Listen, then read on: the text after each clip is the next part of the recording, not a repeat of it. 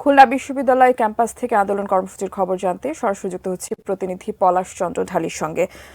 পলাশ, কি জানেন আসলে খুলনা বিশ্ববিদ্যালয়ে কেমন অবস্থা দেখছেন? শিক্ষকদের আন্দোলনের সবশেষ পরিস্থিতি জানতে চাই। সেটি কিন্তু চলছে।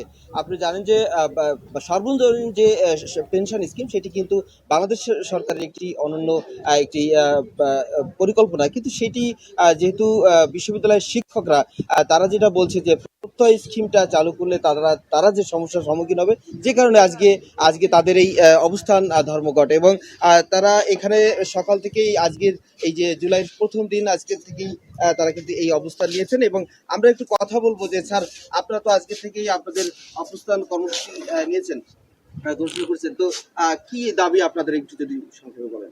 ধন্যবাদ। আমাদের দাবি হলো সর্বজনীন যে পেনশন স্কিম, প্রত্যয় স্কিম বিশ্ববিদ্যালয়ের শিক্ষকদের জন্য এটা আমরা প্রত্যাহার চাই এবং বিশ্ববিদ্যালয়ের শিক্ষকদের জন্য স্বতন্ত্র বেতন স্কেল প্রবর্তন করা এই এবং হলো সুপার গ্রেডের অন্তর্ভুক্তিকরণ। এই তিনটা দাবি নিয়ে আমরা আজ 1 জুলাই থেকে অনির্দিষ্টকালের জন্য দাবি আদায় না হওয়া পর্যন্ত আমরা এই আন্দোলন এবং কর্মসূচি পালন করব এবং আমাদের 12টা থেকে 1টা পর্যন্ত এখানে আমাদের অবস্থান কর্মসূচি রয়েছে।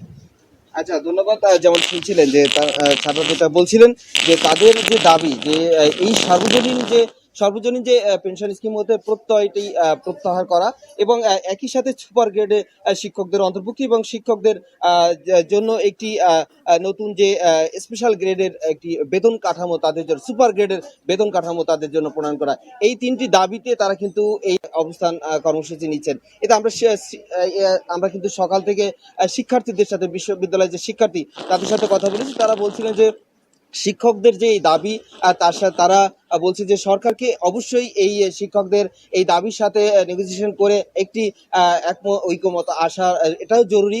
যদিও তাদের পড়াশোনার এই মুহূর্তে বেশ ক্ষতি হচ্ছে। আমার কাছে খুলনা বিশ্ববিদ্যালয় থেকে শিক্ষকদের যে অবস্থান কর্মসূচির এখন পর্যন্ত এতটুকু তথ্য ছিল।